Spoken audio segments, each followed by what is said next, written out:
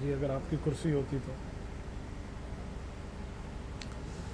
السلام علیکم ورحمۃ اللہ وبرکاتہ۔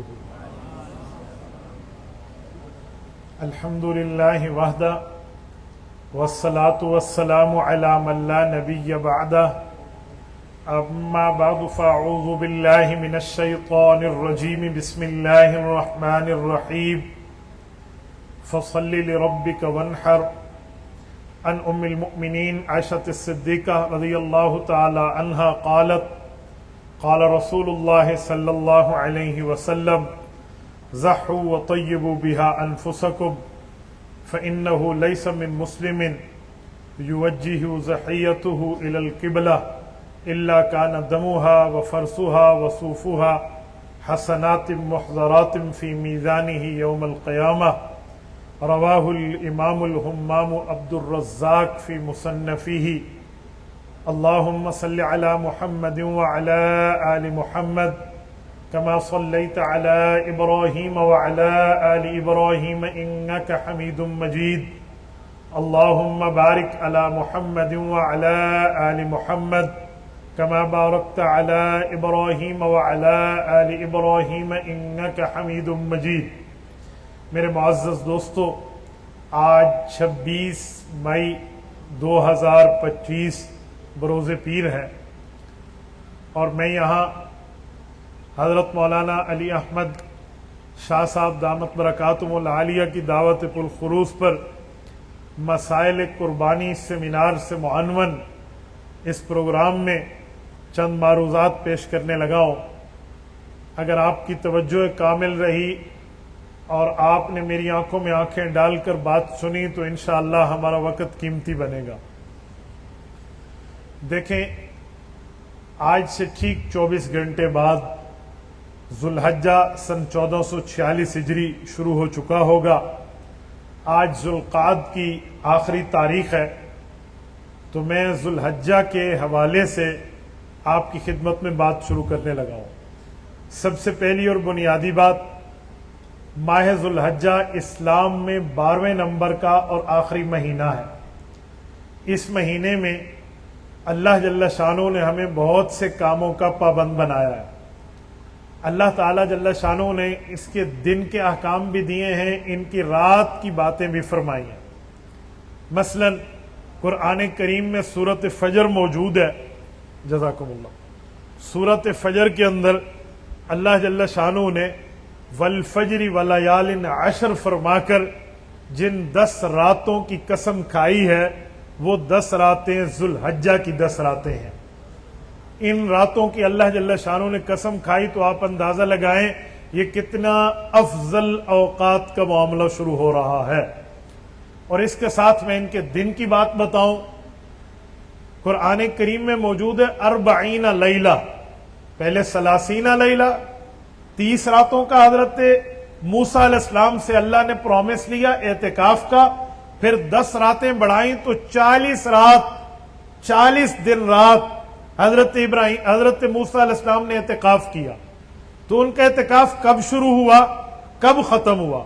امام ابن کثیر رحمہ اللہ تفسیر ابن کثیر میں لکھتے ہیں کہ 1 ذوالقعد کو ان کا اعتکاف شروع ہوا، اور بقرعید کے دن 10 ذوالحجہ کو ان کا اعتکاف پورا ہوا۔ یعنی ان کے آخری 10 راتیں جو خصوصی طور پر ایڈیشن کی گئی تھی، ڈالی گئی تھی، ان کے 30 دنوں میں بڑھا کر اعتکاف کی، تو وہ ذوالحجہ کی 10 راتیں تھی۔ تو اس سے ہمیں اندازہ لگا لینا چاہیے یہ کس حد تک مبارک مہینہ شروع ہو رہا ہے۔ اور میں اس کے ساتھ ایک جملہ مزید آپ کی خدمت میں کہوں، اس میں ہم قربانی جیسا عمل کرتے ہیں۔ صرف قربانی نہیں ہے، بلکہ اس مہینے میں آپ کے اور میرے لیے ایک خصوصی بہترین معجبین دل نشین حسین پیکج موجود ہے۔ صحیح مسلم میں حدیث ہے، حضرت اماں جان رضی اللہ عنہا ام المؤمنین حضرت عائشہ صدیقہ فرماتی ہیں کہ نبی پاک صلی اللہ علیہ وسلم نے فرمایا جو 9 ذوالحج کو، یعنی جو حج کا دن ہے، اس دن جو بندہ روزہ رکھے گا، اس کا ثواب یہ ہے کہ ایک سال گزشتہ ایک سال آئندہ کے گناہ اللہ معاف فرما دیں گے. یکفر السنۃ التی قبلہ وسنۃ التی بعدہ. فرمایا وہ سال جو گزشتہ ہے، چاہے وہ آپ کا ماضی اور پاسٹ ہو چکا ہے، چاہے آپ کا فیوچر اور آنے والا سال ہے، وہ آپ کے گناہ معاف ہو جائیں گے. تو کیا اس سے یہ اشارہ نہیں ملتا کہ اس کا مطلب یہ ہے جس نے 9 ذوالحج کا روزہ رکھ لیا، اس کو پیکج مل گیا کہ اگلے سال زندہ رہے گا. زندہ رہے گا تو گناہ معاف ہے نا. مردے کے تو کوئی گناہ نہیں ہوتے، جو مر گیا وہ اپنے اصلی گھر گیا، اب اس کے کون سے گناہ ہیں. یہ اشارہ ہے کہ ہم نے اگلے سال زندہ رہنا ہے. سیدہ رضی اللہ تعالی عنہ کی یہ روایت حضرت رسول اللہ صلی اللہ علیہ وسلم سے براہ راست، اور اس کا تعلق بھی ذوالحجہ کے مہینے سے. اگر ہم اس سے آگے چلیں تو جو ہم قربانی کی بات کر رہے ہیں وہ قربانی بھی اسی عشرے سے لے کر 12 کے عشرے تک جا رہی ہے. 3 دن کی جو قربانی ہے وہ پوری ترتیب بھی تو یہاں ہے، اسی ماہ کے اندر ہے. اور میں یہاں سمجھانے کے لیے آپ کی خدمت میں کہتا ہوں، یہ جو قربانی کا معاملہ ہے اس کو صرف سنت نہ سمجھیں، اس کو اپنی ہمیں آخرت کی نجات سمجھنی چاہیے. میرے پاک نبی نے فرمایا، جو میں نے خطبے میں روایت پڑھی ہے مصنف عبد الرزاق کی، مصنف اس حدیث کی کتاب کو کہا جاتا ہے جس حدیث کی کتاب میں قرآن کریم کی آیات بھی ہوں، رسول اللہ کے فرامین بھی ہوں، صحابہ اور اہل بیت کے فتاوی بھی ہوں. جس کتاب میں موجود ہوں اس کتاب حدیث کا نام ہوتا ہے مصنف. 2 کتابیں ہیں مصنف نام سے، اور دونوں حضرت امام بخاری رحمۃ اللہ علیہ کے استاذ نے لکھی ہیں. ایک امام ابو بکر ابن ابی شیبہ رحمہ اللہ نے، اور ایک امام عبد الرزاق ابن الحمام الصنعانی رحمہ اللہ نے. وہ اس میں فرما رہے ہیں کہ حضرت اما جان نے اس قربانی کے تعلق میں ہمیں آخرت کی بھی جو ہے نا کیا کہتے ہیں اعمال میں زیادتی کی بات فرما دی. تو ہمیں اندازہ لگا لینا چاہیے کہ ہم کتنے افضل مبارک مہینے کے معاملات میں بات کرنے لگے ہیں. اب میں یہاں شروع کرتا ہوں قربانی کا معاملہ تاکہ آپ کے سامنے اس کی اہمیت رکھوں. میرے دوستو، سب سے پہلے قربانی کی اہمیت اور ثبوت کو ہم دیکھیں تو کیا قربانی کا ثبوت امت محمدیہ کے لیے بھی ہے؟ جی ہاں. رب کریم نے امت محمدیہ کو نماز بقرہ عید کا بھی حکم دیا، قربانی کا بھی حکم دیا، اور جنہوں نے بقرہ عید کی نماز پڑھنی ہے ان کو اللہ نے ٹائم بھی بتا دیا کہ آپ نے نماز کب پڑھنی ہے اور قربانی کب کرنی ہے. انتہائی مختصر قلیل الفاظ پر مشتمل قرآن کریم کی سورت الکوثر اٹھائیے، آیت نمبر 2 اٹھائیے. رب کریم فرماتے ہیں فَصَلِّ لِرَبِّكَ وَانْحَرْ. آپ نے پہلے نماز پڑھنی ہے، جب آپ نماز پڑھ لیں وَانْحَرْ اس کے بعد آپ نے قربانی کرنی ہے. پتہ چلا قربانی بقرہ عید کی نماز کے بعد ہے اور بقرہ عید کی نماز قربانی سے پہلے ہے. ہمیں نماز عید کا بھی وقت بتایا فَصَلِّ لِرَبِّكَ فرما کر، وَانْحَرْ فرما کر ہمیں قربانی کا بھی معاملہ بتایا.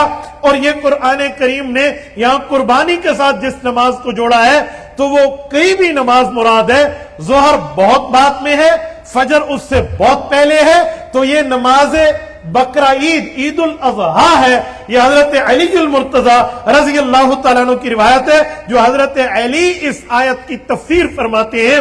یہ امام ابن عبد البر مالکی رحمہ اللہ نے حدیث پاک کی کتاب موطا امام مالک کی شرح التمہید کے اندر لکھا ہے حضرت علی المرتضی کی روایت کہ سمع علی، حضرت علی کے شاگرد فرماتے ہیں عقبہ بن سہمان کہ میں نے حضرت علی رضی اللہ سنا، وہ فرما رہے تھے یقول فی قول اللہ عز وجل، وہ آیت کی تفسیر فرماتے اور ارشاد فرماتے فصلی لربک وانحر، فرمایا نماز کا حکم بھی آ گیا اور قربانی کا حکم بھی آ گیا.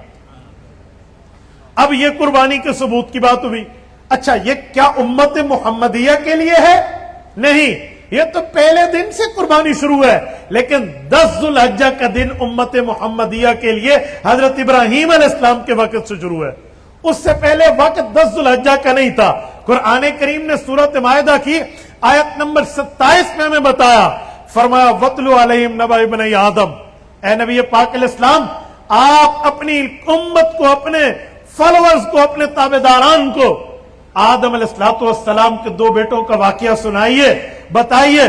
فرمایا وہ کیا؟ فرمایا اذ قربا قربانا، انہوں نے بھی قربانی پیش کی تھی. فتقبل من احدہما، ایک کی قربانی قبول ہوئی، ایک کی. پورا تفصیلی واقعہ ہے، آپ سن چکے ہیں. میں واقعہ نہیں سنا رہا، میں صرف استدلال کر رہا ہوں کہ قربانی روزے اول سے شروع ہے. وہ جو نکاح کے اوپر اختلاف ہوا، پھر ایک کی قربانی قبول ہوئی، ایک کی رد ہوئی. قابیل اور حابیل کی بات ہے، قرآن کریم نے اسے بھی قربانی شمار کیا ہے، لیکن وہ 10 ذو الحجہ نہیں تھا. ابراہیم علیہ السلام سے یہ ہماری ٹائمنگ بن گئی، لمیٹیشن ٹائم کی ہو گئی ہے کہ وہ 10 ذو الحجہ سے شروع ہے، پھر 11 ہے، اور پھر 12 کی اذان مغرب سے پہلے تک. یہ قربانی کے ثبوت پہ. اور پھر اللہ تعالیٰ نے فرمایا یوں نہیں ہے کہ ابراہیم علیہ السلام نے کی، پھر اس سے پہلے آدم علیہ السلام نے، پھر حضور علیہ السلام. فرمایا جی نہیں. سورۃ الحج آیت نمبر 35 رب کریم نے پوری تفصیل دیتے ہوئے فرمایا وَلِكُلِّ أُمَّةٍ جَعَلْنَا مَنْسَكًا لِيَذْكُرُوا اسْمَ اللَّهِ عَلَىٰ مَا رَزَقَهُم مِّن بَهِيمَةِ الْأَنْعَامِ. فرمایا تو ہر امت کا ہے، ہر نبی کی امت کو ہم نے پابند کیا ہے کہ آپ نے جانور پہ اللہ کا نام لینا ہے، اللہ کے لیے قربانی کرنی ہے، للہ فی اللہ اس کو ذبح کرنا ہے، غیر اللہ کے لیے نہیں ہے، اللہ کی ذات عالیہ کے لیے ہے. فرمایا آپ نے کرنا ہے. کس پر قربانی ہے؟ فرمایا علامہ رزقہم، جو اللہ نے تمہیں دیا ہے. پتہ چلا حرام مال سے نہیں ہے، حلال مال سے ہے. اور کون سے جانور ہوں گے؟ فرمایا من بہیمۃ الانعام، شکاری جانور نہیں ہوں گے، گھر کے پالتو جانور ہوں گے. بہیمۃ الانعام، انعام نہیں فرمایا کہ جانور چوپائے، یوں نہیں ہے. فرمایا بہیمۃ الانعام، جو پالتو جانور ہیں، جن کو گھروں میں رکھا پالا جاتا ہے، جس کا انسان کے ساتھ انسیت ہے. یوں اللہ تعالیٰ نے ایک ایک چیز ہم بتائی ہے. اس سے ہرن حلال ضرور ہے پر خارج ہو گیا. 12 سنگا، 13 14 15 سنگے کوئی بھی آپ نکال لائیں، وہ اپنی جگہ محترم ضرور ہوں گے پر قربانی میں نہیں چلیں گے. مارخور حلال ضرور ہوگا، قربانی میں نہیں چلے گا. کیوں؟ ان کا قربانی سے تعلق نہیں ہے، کیونکہ وہ بہیمۃ الانعام نہیں ہے. اب بہیمۃ الانعام کون ہے؟ تو قرآن کریم نے آگے اس کی مزید تفصیل دی ہے. وَمِنَ الْبَقَرِ اثْنَيْنِ وَمِنَ الْمَعْزِ اثْنَيْنِ. فرمایا وہ آپ دمبا دمبی ذبح کر سکتے ہیں، بکرا بکری کر سکتے ہیں، اسی طرح گائے کا معاملہ ہے، اسی طرح اونٹ کا معاملہ ہے. یوں اللہ تعالیٰ نے پھر نام لے کر ہمیں ڈیٹیل دے دی. تو یہ قربانی کا پروف ہوا، قربانی کا ثبوت ہوا. اب ذرا آگے آئیے. جب رسالت مآب علیہ الصلوۃ والسلام نے یہ بات اپنی امت کو پیش فرمائی تو صحابہ کرام نے سوال فرمایا. اس سوال کو امام ابن ماجہ رحمہ اللہ سنن ابن ماجہ میں ذکر فرماتے ہیں، پھر حضور کے جواب کو ذکر فرماتے ہیں. میں آپ کے سامنے وہ سوال اور جواب رکھنے لگا ہوں. امام ابن ماجہ رحمۃ اللہ علیہ حدیث پاک کی کتاب سنن ابن ماجہ میں باب ثواب الاضحیہ کے اندر حدیث پاک لائے ہیں.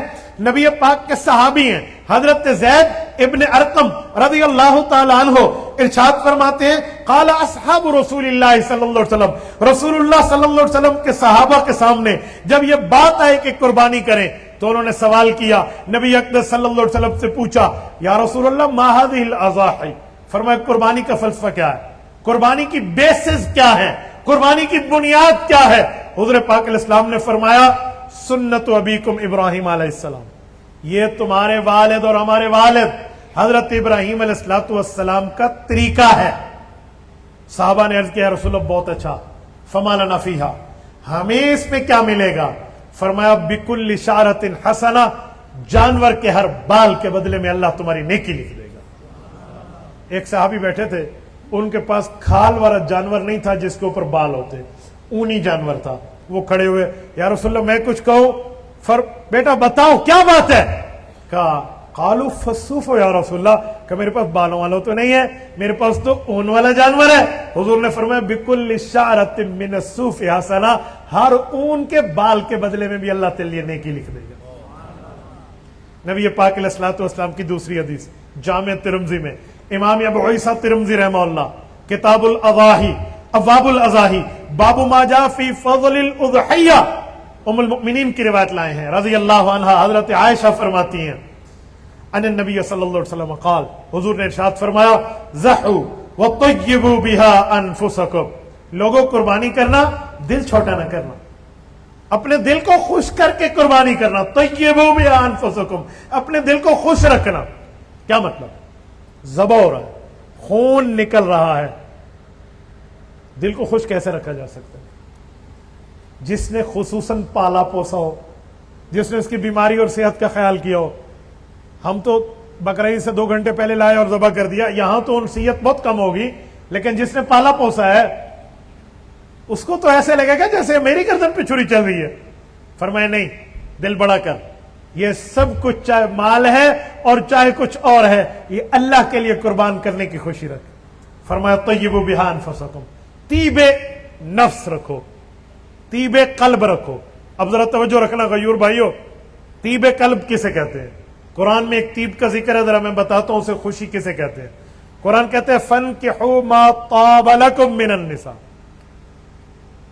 जहां तुम्हें पसंद हो शरीयत के हुदूद को रखकर उसी जगह ही शादी करो। तो शादी में बंदे को कितनी खुशी होती है, कोई परेशानी होती है? नहीं होती। वहां भी लफ्ज तीब इस्तेमाल हुआ है, यहां भी लफ्ज तीब इस्तेमाल हुआ है। तीबू बिहा अनफुसकुम, अपने दिल को खुश रखो। और तीब का एक माना खुशबू भी है। खुशबू वो नहीं है जिसे सिर्फ लगाने वाला सूंघे, साथ वाले को पता ही ना हो कि ला यालमु शैअन इल्लल्लाह इसने क्या लगाया है। खुशबू का मतलब है जिसे फैलना है, जिसे बिखरना है। तो तीब का एक माना खुशबू है। फरमाया तुम्हारी खुशी इस दिन दीदनी होनी चाहिए, तेरा चेहरा बताए।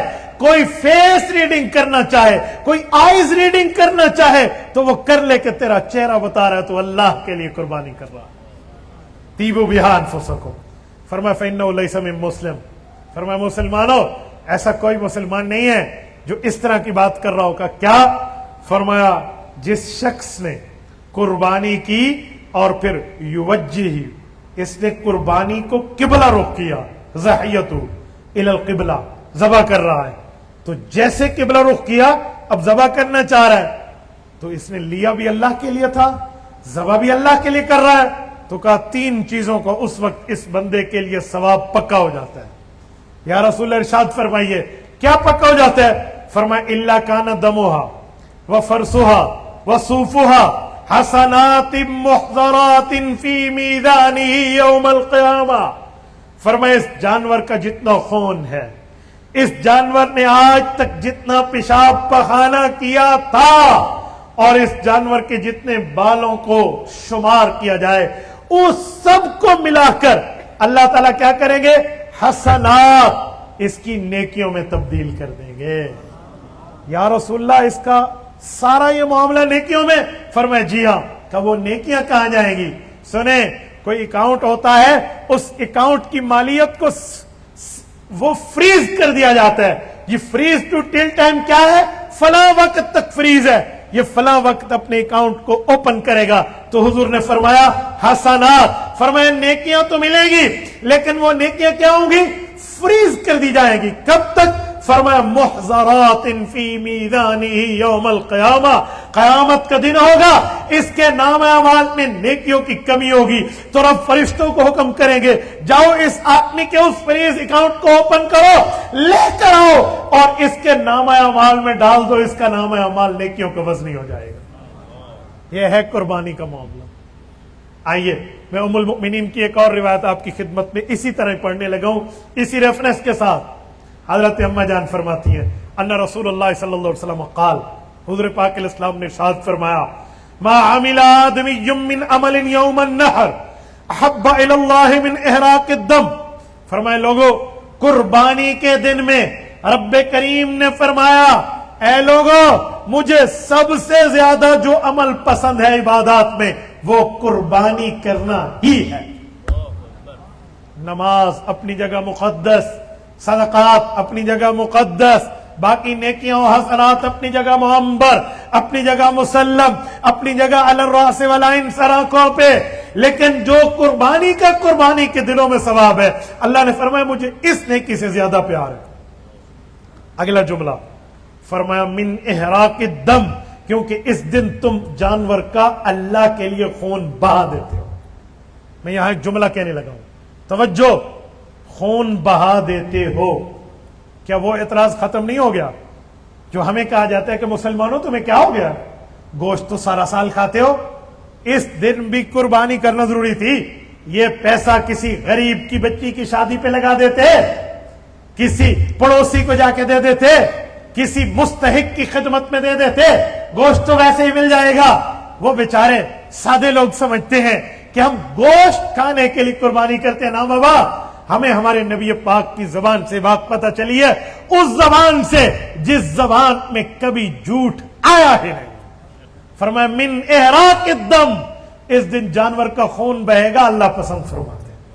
پتہ چلا کسی کو جہیز کی مد میں پیسے دے دینا ثواب کا کام ضرور ہے, کسی غریب کا تعاون اور ڈونیشن کے طور پہ اس کا ہیلپنگ ہینڈ بن جانا بہت اچھا کام ہے, پر اس دن یہ اس کا قائم مقام نہیں ہو سکتا. اس دن قربانی ہی کرنی ہوگی.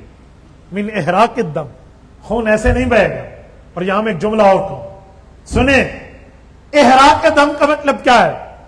یعنی اتنا ہیلدی جانور ہونا چاہیے جس کا خون بہنے لگ جائے. مریل سے نہ ہو جو بیچارہ چل بھی نہ سکتا ہو, بس کو بقرعید چھری تک بندہ جیندہ رکھے. ایسا نہیں ہے, بلکہ موٹا تازہ تگڑا سا جانور ہو جس کے اوپر چھری چلے تو خون بہ سکے. من احراق الدم, احرق کا یحرق کو احراق کا معنی ہوتے یوں بہ کر چلنا. اور پھر احراق دم سے ایک اور مطلب بھی نکلا. ہمارے ہاں غلطی کی جاتی ہے, جہاں کئی جانور ہوتے ہیں نا جس گھر میں, شاید گھر والوں کو نہ پتا ہو, کسائی ایک جانور کے سامنے دوسرا جانور ذبح کرتے ہیں. یوں نہیں کرنا چاہیے. میرے پاک نبی نے اس سے منع فرمایا. ایک شخص کر رہے تھے, فرمایا اس کو 2 موتیں نہ دے, اس کو 2 موتیں نہ دے, صرف چھری اس کے سامنے تیز کی جا رہی تھی, منع کر دیا. تو کیا جانور کو جانور کے سامنے ذبح نہیں کرتے؟ کیوں؟ ہم نے خود اس بات کا تجربہ یوں کیا ہے کہ مجھے میرے امیر صاحب نے مسجد سے بتایا. فرمان لگے میں نے ایک بکری دوسری بکری کے سامنے ذبح کی, تو جب دوسری بکری کو ذبح کر رہا تھا تو اس کا خون خشک ہو گیا. پھر احراق دم کی سنت نہیں ہو پائے گی, احراق دم نہیں ہو پائے گا. احراق دم سے چوتھا مسئلہ بھی نکلا. وہ مسئلہ کیا ہے؟ ہمارے یہاں غلطی کی جاتی ہے, جانور کو باندھ کے ذبح تو کرتے ہیں, ابھی اس کو پورا ٹھنڈا نہیں ہونے دیتے کہ اس کا پورا خون بہ جائے, پہلے اس کی کھال اتارنا شروع کر دیتے ہیں. ایسے کسائی کو بڑے پیار سے سمجھایا کریں کہ بھائی یہ اللہ کے لیے ذبح ہو رہا ہے, اگر آپ کو دوسری جگہ جانے کی جلدی ہے تو اس پر ظلم نہ کیجیے. اس کے ہاتھ پاؤں آپ کھول دیں, یہ ذبح ہو گیا ہے, یہ تاکہ جتنا پھڑکے گا ہاتھ پاؤں مارے گا اتنا اندر کا خون نکل کے باہر آئے گا. اب تو میڈیکلی ثابت ہو چکا ہے کہ جتنا وہ ہاتھ پاؤں مارے گا اندر کا خون باہر نکل کے آئے گا. تو وہ کہتے ہیں اس سے بیماریاں نہیں لگتی جو خون اندر رہ جاتا ہے. اب تو میڈیکلی بھی پروف ہو گیا, تو لہٰذا ایسا کریں. لیکن بہت سے کسائیوں کو دیکھا ہے جن کو ان کی پرواہ نہیں ہوتی. تو میں من احراق الدم, خون بہنے کا معاملہ.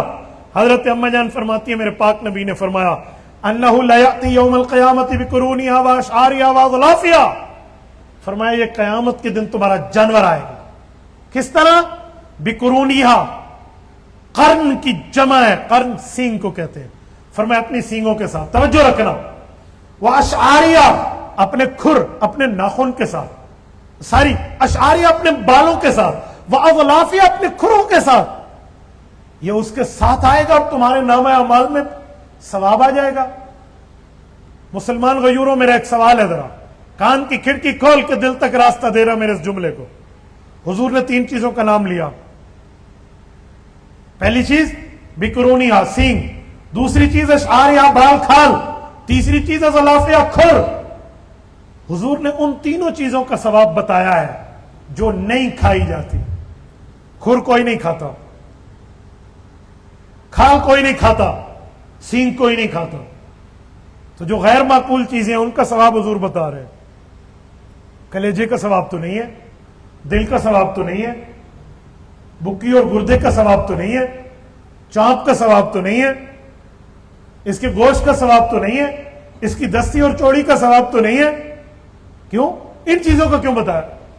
اصول ذہن میں رکھیے. میں اس شخصیت کو اصول پیش کر رہا ہوں جس کو صحابہ کرام کے شاگرد ہونے کا اعزاز حاصل ہے.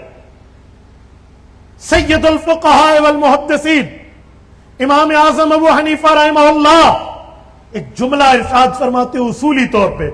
میں حضور کے فرمان کو امام اعظم کے اس اصول کے سامنے آپ کے سامنے پیش کرنے لگا ہوں. فرماتے ہیں جب چیز چھوٹے درجے کے لیے ثابت ہو جائے تو بڑے درجے کے لیے بہترین طرح ثابت ہو جاتی ہے. کیا مانا؟ میں امام اعظم کے اصول کی تشریح کرنے لگا ہوں. ابھی حضرت اعلان فرما رہے تھے حضرت شاہ جی دامت برکاتہم العالیہ کہ آپ کھانا پیک کر کے ساتھ لے جائیں گے. ایسا ہے سامعین کے لیے جب کھانا ہے تو جو گیسٹ اور چیف گیسٹ ہے ان کے لیے نہیں ہوگا، بلکہ بعض اوقات تو سامعین سے بڑھ کے بھی ہوتا ہے. تو پتہ چلا جب چھوٹی چیز کے لیے ہوتا ہے بڑی چیز کے لیے اس سے بڑھ کے ہے. مجھے بتائیں جہاں کھر کا درجہ ہے، جہاں سینگ کا درجہ ہے، جہاں کھال اور بال کا درجہ ہے، گوشت کا درجہ اتنا ہے یا اس سے بڑھ کے؟ بولیے بولیے، اللہ نے آپ کو زبان دی ہے، اس سے بڑھ کے ہے. تو پتہ چلا جو نہیں کھائی جاتی حضور فرما رہے ہیں اس کا ثواب بھی ملے گا تو گوشت کا تو اس سے بڑھ کے ملے گا. یہ ہے بطریق اولا ثبوت. میرے دوستو، بقرونہا واشعارہا واظلافہا، آگے آئیے ثواب کیا ملے گا؟ رسالت میں آپ کا فرمان وَإِنَّ الدَّمَا لَيَقَعُ مِنَ اللَّهِ بِمَكَانٍ قَبْلَ أَن يَقَعَ مِنَ الْأَرْضِ فَطِيبُوا بِهَا نَفْسًا. فرمائے لوگو، جب جانور کو ذبح کرنے کے لیے لٹا دیتے ہو، چھری جانور کی گردن پہ ہے، اللہ کے لیے چل رہی ہے، اس کا خون نکلنے میں اور زمین تک پہنچنے میں کتنا ٹائم لگے گا؟ مائکرو سیکنڈ بھی نہیں لگے گا، سیکنڈ سے بھی کم کی بات کر لیں. حضور فرماتے ہیں وَإِنَّ الدَّمَا لَيَقَعُ مِنَ اللَّهِ بِمَكَانٍ. فرمائے یہاں سے نکل کے مکان یعنی زمین کی جگہ پہ ابھی خون کا قطرہ نہیں پہنچا ہوگا، یہ اس کی گردن اور زمین کے درمیان ہوگا. اللہ قبولیت کا فیصلہ پہلے فرما لے. قبل ان یقع من الارض، ابھی ارض کو ٹچ ہونے سے پہلے، زمین پر پہنچنے سے پہلے اس مائکرو سیکنڈ میں آپ کی قبولیت کا ڈیسیجن ہو جائے گا. فرمایا فطیبوا بہا نفسا، فرمایا لوگوں اسی لیے دل کھول کر قربانی کرو.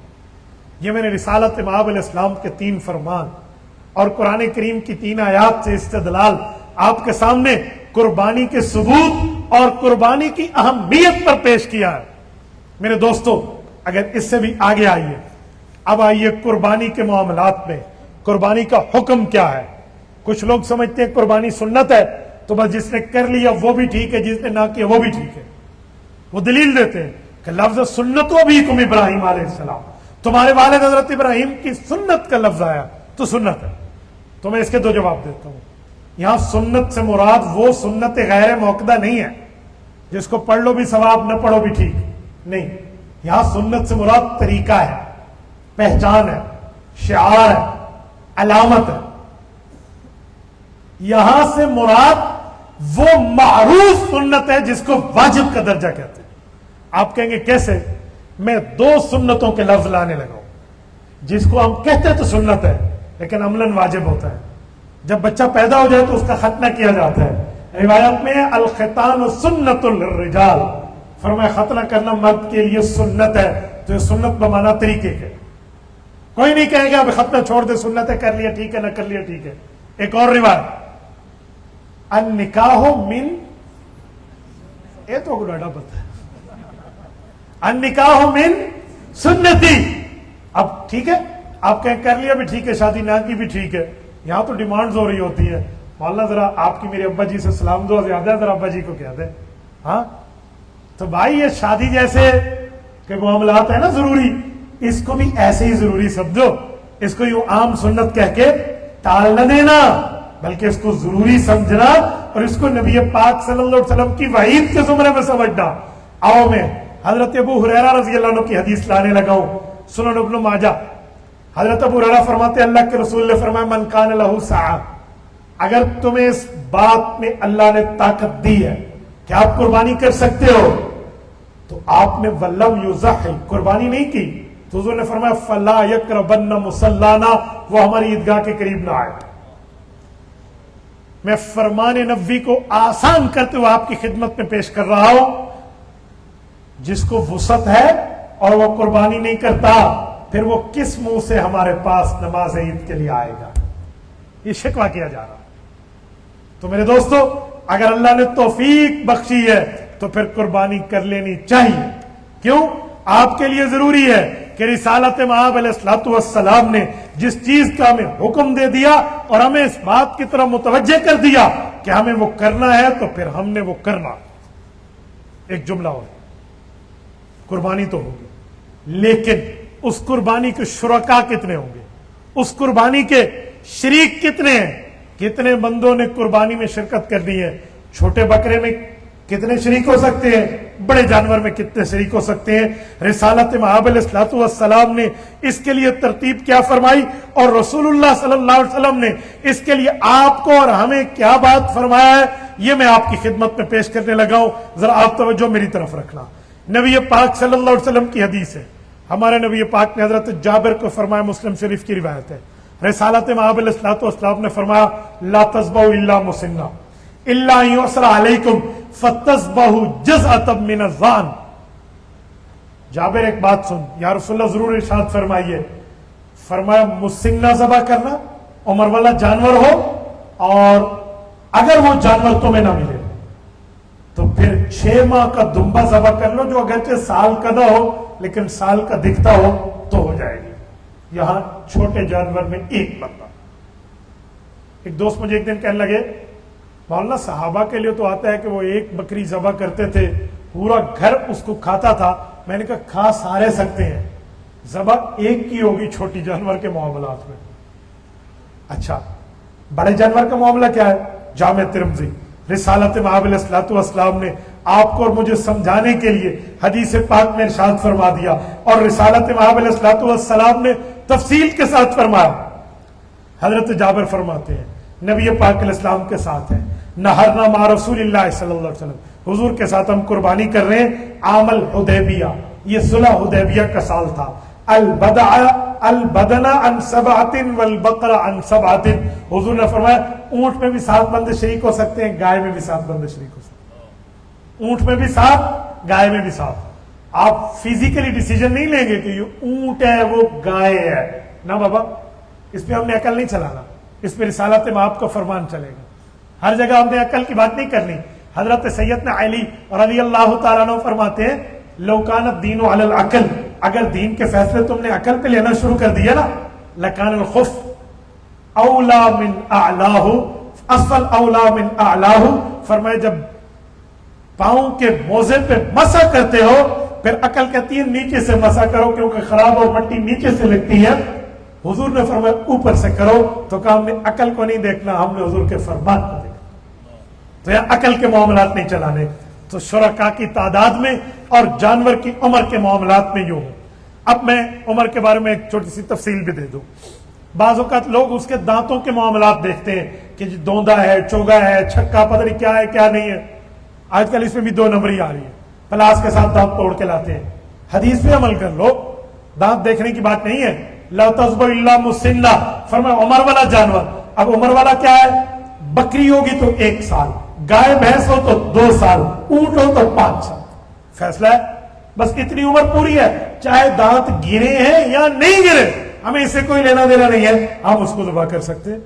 آپ دانتوں کے چکر میں پڑ گئے تو وہ پلاس سے توڑ کے آ گیا، پھر آپ کیا کریں گے؟ اس پر اعتماد کریں.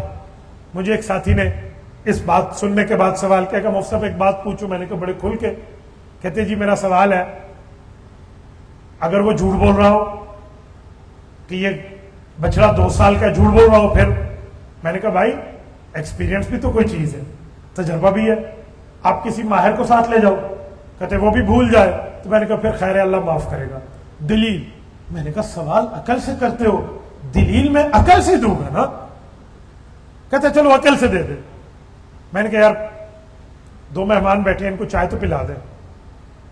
جواب دیتے میں چائے پلا دیں پھر جواب دوں. اوکے. وہ گیا گھر، چائے پلائی اور آ گیا. جب انہوں نے چائے پی جواب دے. میں نے کہا آپ نے ان کو حلال دودھ کی چائے پلائی یا حرام دودھ کی؟ نہیں ہمارے دودھ والا ماشاءاللہ نیک آدمی ہے، اس سے دودھ لے کے تو نے دیکھا تھا گائے کا دودھ دھوا ہے اس میں، گدی کا دھو کے آیا ہو. پھر نہیں مجھے اس پہ اعتماد ہے. میں نے کہا یہی اعتماد اس بندے پہ بھی کر لے جس نے آپ کو قربانی کا جانور 2 سال کا کہہ کے بیچا ہے. آپ کہتے جھوٹ بول رہا ہو، یہ دودھ والا جھوٹ بول رہا ہو. پھر نہیں مجھے تو اس پہ اعتماد ہے، اس پہ بھی اعتماد کر لو. اتنا زیادہ جو ہے نا کیا کہتے ہیں لڑائی بڑائی کے چکروں میں بندہ نہ پڑے تو ان معاملات کو بندہ آسانی سے سمجھ سکتا ہے. اچھا آگے آئیے. اب قربانی کا وقت، شروع میں اس پر بات کر چکا ہوں لیکن یہاں ایک نقطہ دینے لگا ہوں. آپ کہیں گے دیہات میں تو بقرہ عید کی نماز نہیں ہوتی. یہ جو آپ نے پڑھ لیا فصلی لربک وانحر کہ قربانی بعد میں نماز پہلے. دیہات والے تو قربانی وہ تو ان کے جب جمعہ نہیں ہے وہاں تو عید نہیں ہے تو وہ کیا کریں گے؟ تو میں توجہ سے آپ کو سمجھاؤں, جہاں نماز عید کی شرائط ہی نہیں ہے تو وہاں نماز عید کا حکم ہی نہیں ہے, وہ جب چاہے ذبح کر دیں.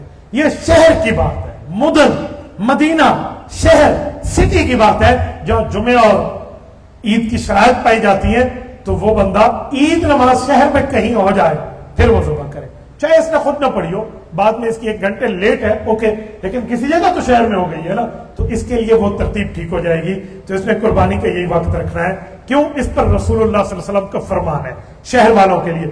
صحیح بخاری میں حضرت امام بخاری رحمہ اللہ حضرت برا ابن عازب رضی اللہ عنہ کی حدیث لائے ہیں. حضور پاک علیہ الصلوۃ والسلام کے فرمان کو حضرت برا نقل کرتے ہیں کہ آپ نے فرمایا ان اول ما نبدو به من یومنا ھذا ان نصلی, فرمایا ہم بقرہ عید کو یوں شروع کریں گے, سب سے پہلے نماز پڑھیں گے, ثم نرجع, پھر ہم گھر لوٹیں گے, وننہر, قربانی کریں گے, فمن فعل فقد اصاب سنتنا, جس نے ہماری اس ترتیب پہ عمل کیا وہ ہمارا طریقے کو پہنچ گیا, فانما نحر فلو ومن نار فانما هو لحم يقدمه لآلہ ليس من النسك في شيء او كما قال, فرمایا جس نے یوں نہ کیا اس نے پھر گھر والوں کو صرف گوشت کھلایا ہے, قربانی نہیں کی.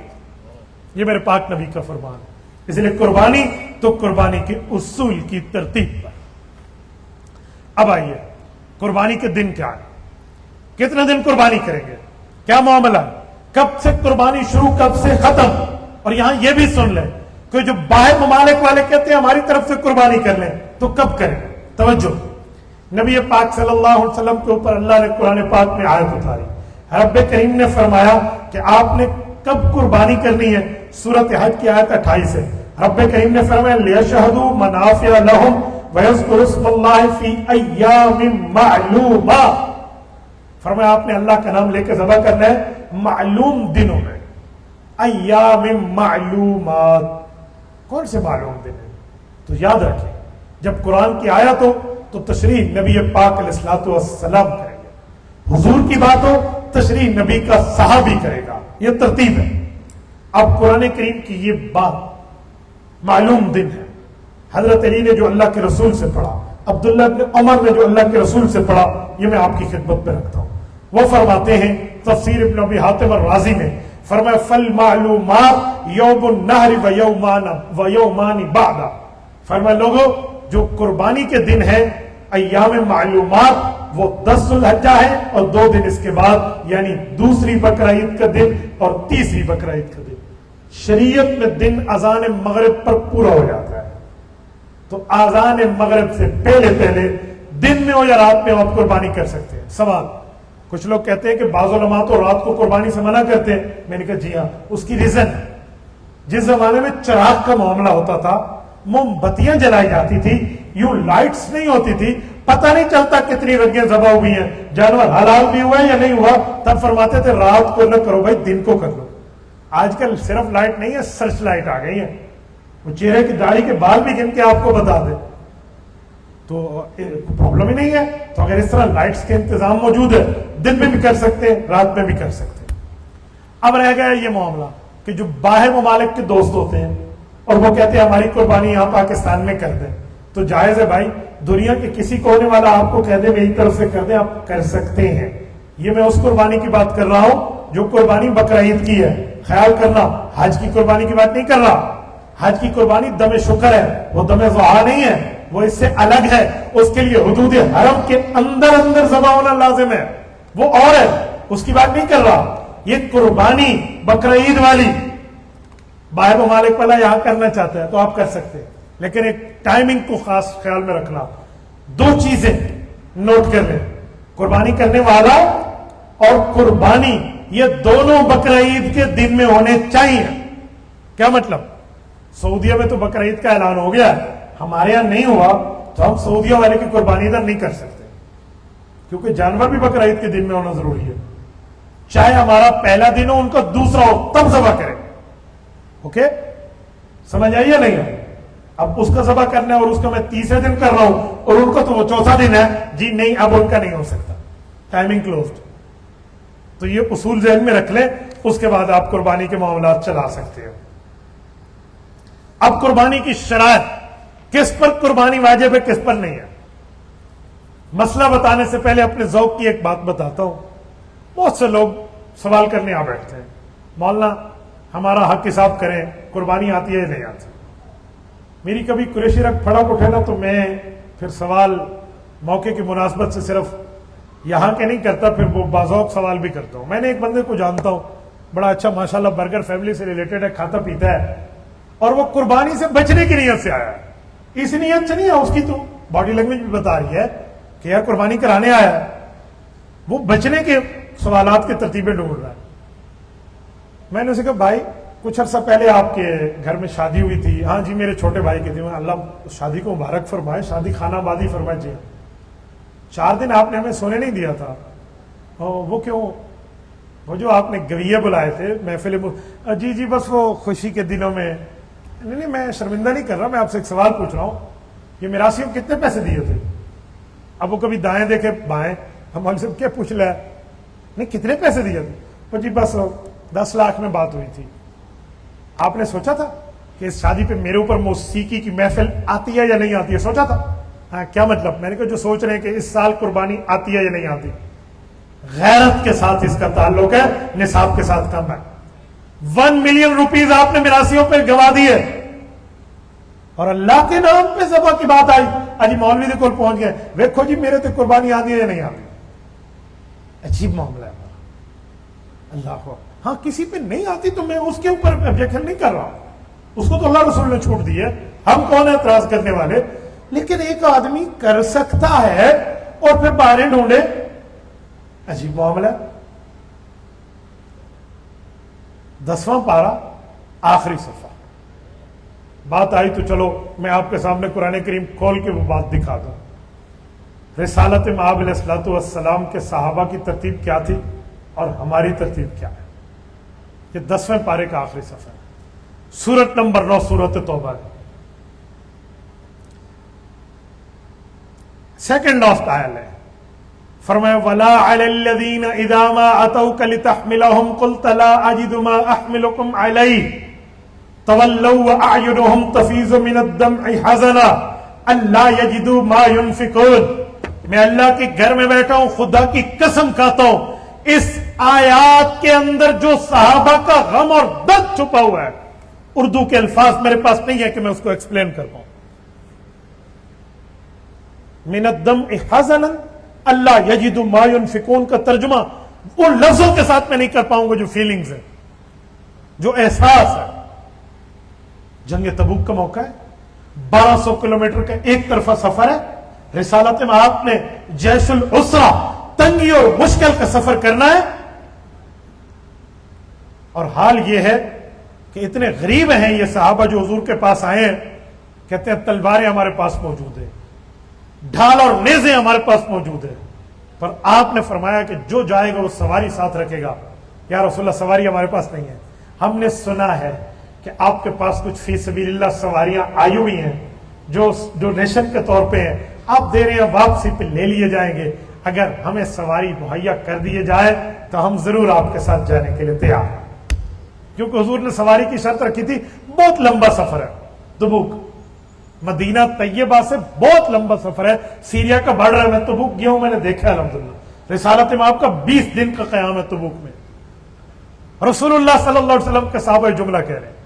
اور اتفاق کی بات میرے بھائیوں، جس وقت یہ لوگ کہنے آئے ہیں نا، اس سے پہلے پہلے جتنے سواریاں حضور کے پاس تھی نا، آخری سواری بھی حضور کسی کو دے چکے تھے. اب سواریوں کا معاملہ کلوزڈ. نبی پاک علیہ الصلوۃ والسلام نے فرمایا اب تمہارے اوپر کوئی گناہ نہیں ہے. تم اگرچہ جہاد کا سفر نہ کرو، جاؤ گھر میں، کیونکہ یہاں کچھ بھی نہیں ہے جو میں تمہیں دے پاؤں اور تمہیں سوار کر پاؤں. اب تمہیں کوئی گناہ نہیں. قرآن نے آیت اتاری. یہ لوگ جب چلے نا، اب حضور پاک علیہ الصلوۃ والسلام تو ادھر دیکھ رہے ہیں، یہ چلے ہیں، گلی میں گئے، اوٹ میں چلے گئے، تو ان کی فیلنگز کیا تھی؟ یوں نہیں تھی کہ بچ گئے، یوں نہیں تھی اور بہانہ لا بگے ایسی تھے بچ گئے. نہیں نہیں، قرآن نے اس بات کو کھولا. فرمایا وَلَا عَلَى الَّذِينَ إِذَا مَا أَتَوْكَ. محبوب مصطفیٰ وہ جو آپ کے پاس آئے تھے، ان کے اوپر کوئی گناہ نہیں ہے. کیوں آئے تھے؟ لِتَحْمِلَهُمْ. آپ انہیں سواری مہیا فرمائیں. قلتا آپ نے ارشاد فرمایا لا اجد ما احملکم علیہ، میرے پاس اب وہ سواریاں ختم ہو گئی ہیں جو میں تمہیں دے پاؤں اور تمہیں سوار کر پاؤں. فرمایا آپ کے جواب کے بعد تولو کا معنی یہ مجھے دیکھیں، میں ایسے بیٹھا ہوں، میں یوں کمر پھیر کے ادھر منہ کر لوں، تولو. فرمایا تولو، آگے لفظ وَأَعْيُنُهُمْ، یہ جو لفظ واو ہے نا، یہ سے واو حالیہ کہتے ہیں. واو حالیہ کا کیا معنی؟ ان کی فیلنگز بتائی جا رہی ہیں اس وقت کی. فرمایا تولو، جب ان نے آپ سے پھر کے واپس گئے نا، وَأَعْيُنُهُمْ، اس وقت حال یہ تھا کہ ان کی آنکھیں تفیض من الدمع، آنسو بہا رہی تھی. تخرج من الدم کی بات نہیں ہے، آنسو نکل رہے تھے نہیں. ایک ہے خرج یخرج، ایک ہے فاض یفیض، بڑا فرق ہے. خرج نکلا ہے، فاض یفیض کا مطلب ہوتا ہے صرف نکلا نہیں، ایسا نکلا کہ آنسوؤں کا سمندر امڑ آیا، بہہ پڑا. فرمایا تفیض من الدمع، ان کی آنکھوں سے زاروں قطار آنسو جاری تھے. اللہ کیوں رو رہے تھے؟ فرمایا حزنن، انہیں دکھ تھا. حزنن خوف نہیں، ان کا دل دکھی تھا. حزنن دل دکھ رہا تھا. اللہ وجہ؟ فرمایا اللہ یجدو ما ینفقون، اے کاش آج ہمارے ہاتھ میں ہوتا ہم حضور پہ قربان کر دیتے.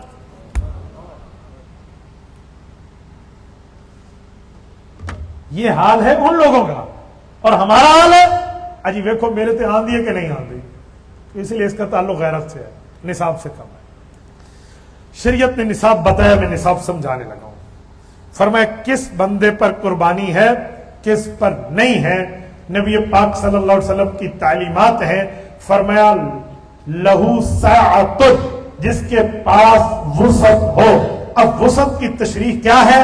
علماء نے اس کی تشریح میں بتایا ہے کہ وسعت کہتے ہیں جس کے پاس میاتا درہمن، حضور پاک کے دور کے 200 درہم موجود ہو. حضور کے دور کے 200 درہم کیا تھے؟ نبوت کے دور کے 200 درہم چاندی کے تھے. 200 درہم چاندی کو آج کے دور کا وزن کریں 52.5 تولہ چاندی بنتا ہے. کچھ لوگ کہتے ہیں نا اجی مولویوں نے 52.5 تولے چاندی کی بات کی ہے، 7.5 تولے سونے کی بات کی ہے. 7.5 تولے سونے کا لفظ حدیث میں نہیں ہے، 52.5 تولہ چاندی کا لفظ حدیث میں نہیں ہے. اتنی بات تو ٹھیک ہے کہ 7.5 اور 52.5 کا لفظ حدیث میں نہیں ہے، لیکن حدیث میں لفظ ہے 20 دینارا و میتا درہمن، 20 دیناروں 200 درہموں. 20 دینار 7.5 تولہ سونا بنتا ہے، 200 درہم 52.5 تولہ چاندی بنتی ہے. تو اس سے اخذ کر کے آپ کو بتا رہے ہیں. ضروری نہیں ہے کہ اسپیسیفک ورلڈ میں آپ کو بتاؤں. اب دودھ میں دودھ ہو، دیگچی میں دودھ ہو تو دودھ نظر آتا ہے، لیکن چائے میں دودھ ہوتا ہے پر نظر نہیں آتا. اسی طرح 52.5 کا لفظ ہے لیکن وہ 200 درہم کے وزن میں چھپا ہوا. یہ ماہر شریعت ایکسپرٹ آپ کو بتائے گا. تو اس بندے پہ قربانی ہے. آج کے دور میں 1,85,000 روپے 26 مئی 2025 کی بات کر رہا ہوں. جس کے پاس 1,85,000 سم تھنگ ہے تو 52.5 تولہ چاندی کا مالک ہے.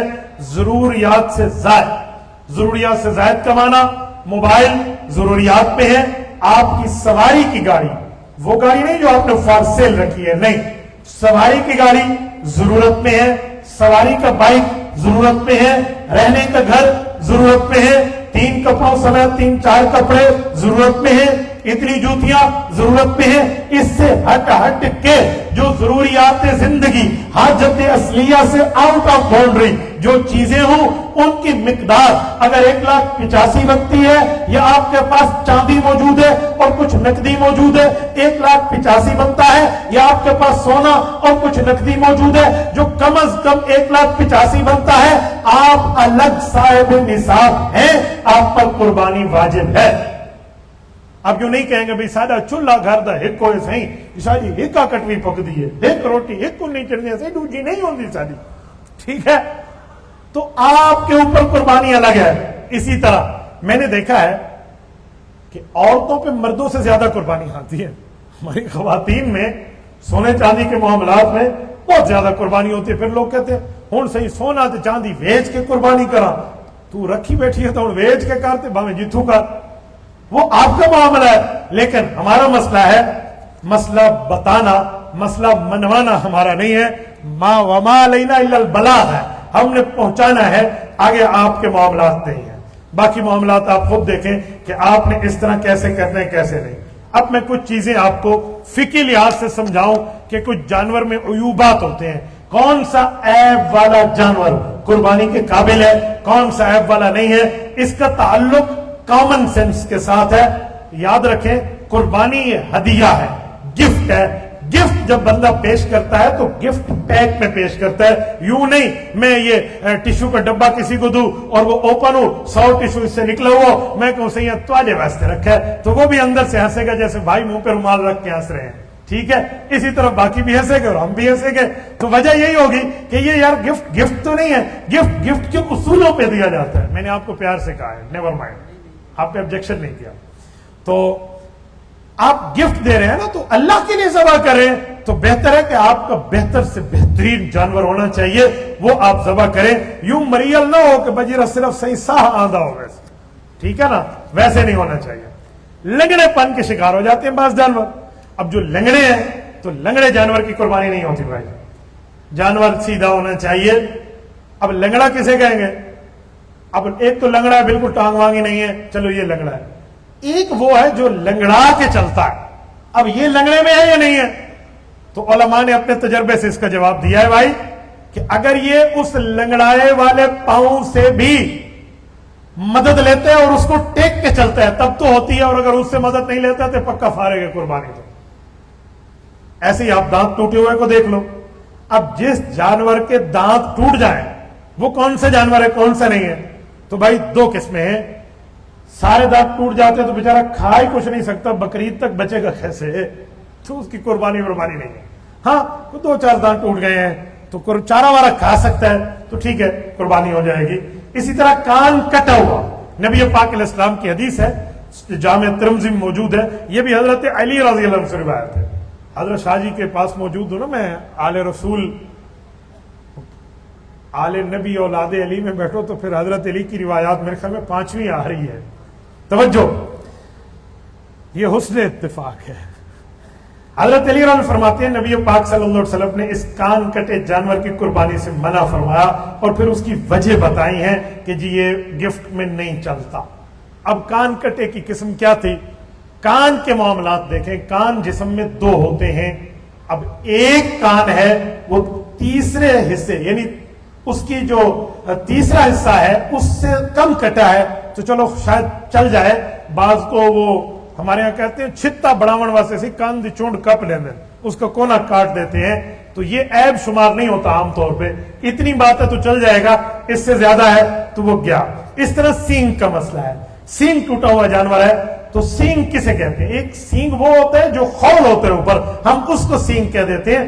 سینگ کا اصل تعلق جڑ والے سے ہے, جڑ اندر سلامت ہے, اوپر سے خول ٹوٹ گیا تو قربانی ہوتی ہے, جڑ بھی ٹوٹ گئی ہے تو وہ قربانی کے معاملات سے چلا جائے گا. اسی طرح دم ہے, دم کٹا قربانی نہیں ہوگی. لیکن دم کسے کہتے ہیں؟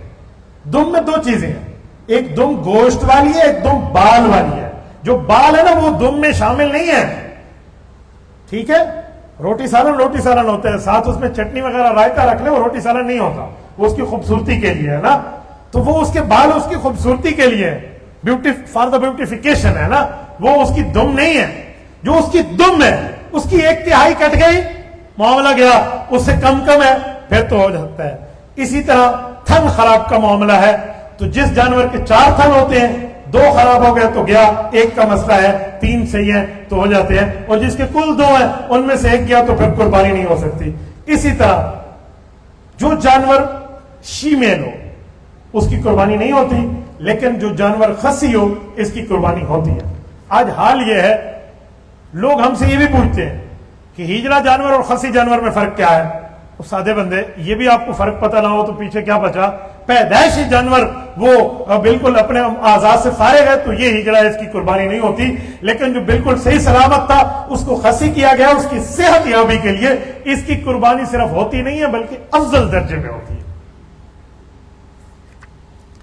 اب کچھ مسائل بھی سن لیں۔ نبی پاک صلی اللہ علیہ وسلم کے نام پہ کچھ لوگ قربانی کا حصہ ملاتے ہیں، تو یہ ذہن میں رکھیں افضل کام ہے۔ حضرت علی رضی اللہ تعالیٰ عنہ کی روایت جامع ترمذی میں ہے، فرمائے نبی پاک کی طرف سے میں نے ہمیشہ حضور کے جانے کے بعد بھی قربانی کی۔ یاد رکھیں حضرت علی اور نبی پاک صلی اللہ علیہ وسلم کو بڑا پیار کا تعلق ہے۔ حضرت علی حضور کی طرف سے قربانی کیا کرتے تھے۔